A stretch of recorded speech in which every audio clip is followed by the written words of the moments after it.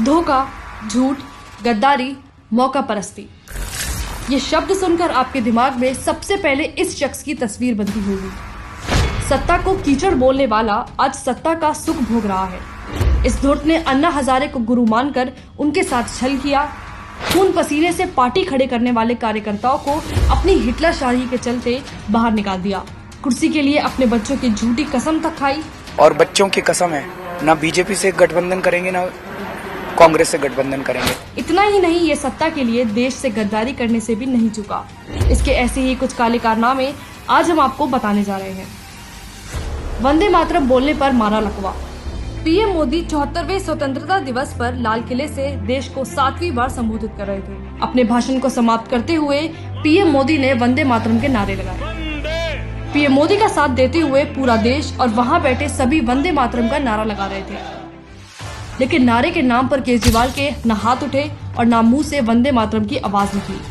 मोदी विरोध में चूर, केजरीवाल देश की प्रतिष्ठा और गरिमा तक भूल गया और रोबोट की तरह बैठकर देश का अपमान करता रहा। सेना के शौर्य पर किया शक। 28-29 सितंबर 2016 की रात भारतीय सेना ने पाकिस्तान के बालाकोट में घुसकर सर्जिकल स्ट्राइक की थी, जिसमें सेना ने पाकिस्तान के आतंकियों के ठिकाने को ध्वस्त कर दिया था।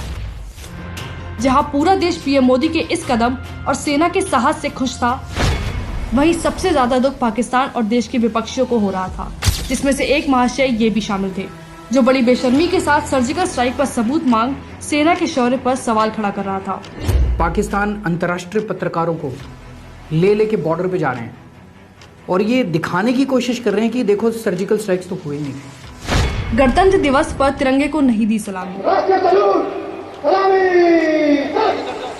गणतंत्र दिवस पर ध्वजारोहण करने के बाद सीएम को राष्ट्रीय ध्वज तिरंगा को सलामी देनी होती है, लेकिन सत्ता के नशे में चूर केजरीवाल ने इतिहास में पहली बार तिरंगे को सलामी दिए बिना ही परेड ग्राउंड छोड़ दिया। जब उन्होंने फ्लैग होइस्ट किया, सलामी देनी होती है फ्लैग को, लेकिन वो सलामी देना ही भूल गए। इतना ही नहीं, नफरत की आग में केजरीवाल ने कमांडर से भी सलामी नहीं दी, जिस पर कमांडर ने भी कहा कि केजरीवाल को सलामी के लिए रुकना चाहिए था। रुकना चाहिए था, रुकना चाहिए था। यही नहीं, ये धूर्त केजरीवाल ध्वजारोहण करने के लिए सैंडल में गया था। आपियों ने भी दिया धोखा। केजरीवाल अकेला नहीं है जो देश के साथ गद्दारी करता रहा है। उसकी पार्टी के आपिये भी देश के खिलाफ खड़े होने से पीछे नहीं हटे हैं। जब सीएए के नाम पर दंगाइयों द्वारा लगाई बस में आग को दिल्ली पुलिस बुझा रही थी, तो मनीष सिसोदिया ने पुलिस पर आरोप लगाते हुए ट्वीट किया कि किस तरह पुलिस आग लगा रही है, जबकि इस वीडियो की सच्चाई और मनीष सिसोदिया की बात में जमीन आसमान का फर्क था। जब केजरीवाल को पुलिस का साथ देकर दंगों को रोकने का काम करना था, तब उसके चमचे दंगाइयों के साथ खड़े होने की बात कर रहे थे। इतना तो उनका जानना है कि आप किस तरफ खड़े हैं उसमें। मैं कहीं भी खड़ा हूँ, मैं शाहीन बाग के लोगों के साथ खड़ा हूँ। आप शाहीन बाग के लोगों के साथ खड़े हैं, आप जेएनयू में भी लोगों के साथ, जेएनयू के लोगों के साथ खड़ा हूँ। दिल्ली अल्पसंख्यक आयोग ने देश को किया शर्मसार। दिल्ली अल्पसंख्यक आयोग के अध्यक्ष जफरुल इस्लाम ने देश की साख को विश्व पटल पर झुकाने में कोई कसर नहीं छोड़ी। फर्जी ट्वीट का सहारा लेते हुए जफरुल इस्लाम ने लिखा कि मुस्लिम को साथ खड़ा होने के लिए धन्यवाद कुवैत।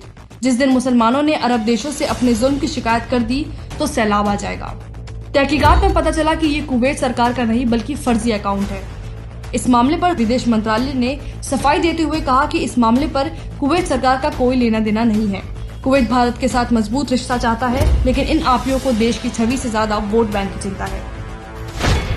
दिल्ली हिंसा का मास्टरमाइंड निकला पूर्व आप पार्षद। दिल्ली हिंसा में 50 से ज्यादा बेकसूर लोगों ने जान गंवाई। दिल्ली हिंसा का मास्टरमाइंड कोई और नहीं, आप पार्टी का पूर्व निगम पार्षद ताहिर हुसैन निकला, जिसने दिल्ली पुलिस के सामने खुद कबूल किया कि दिल्ली हिंसा की प्लानिंग उसने ही की थी। केजरीवाल और उसकी गद्दार कंपनी देश का सिर झुकाने और साख को बदनाम करने के लिए शुरू से तैयार रहे हैं। जिस इंसान को अपने देश से प्यार न हो, राष्ट्रीय गीत से प्यार न हो, सेना के शौर्य पर शक हो, वह इंसान देश का गद्दार नहीं तो क्या है। हमारे द्वारा केजरीवाल और उसकी गद्दार कंपनी के दिखाए सबूत से आप सहमत हैं तो इसे ज्यादा से ज्यादा शेयर करें, ताकि केजरीवाल की हकीकत पूरी दुनिया देख पाए।